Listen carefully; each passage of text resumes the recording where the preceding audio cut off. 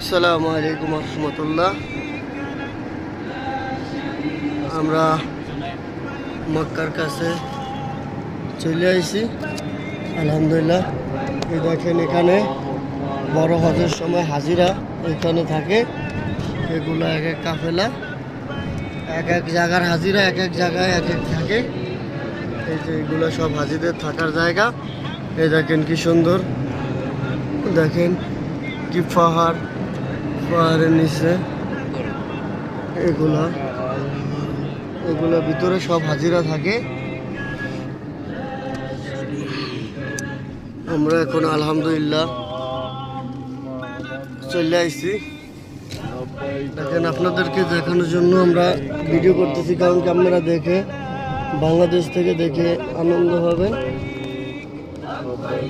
দোয়া করবেন সবার জন্য।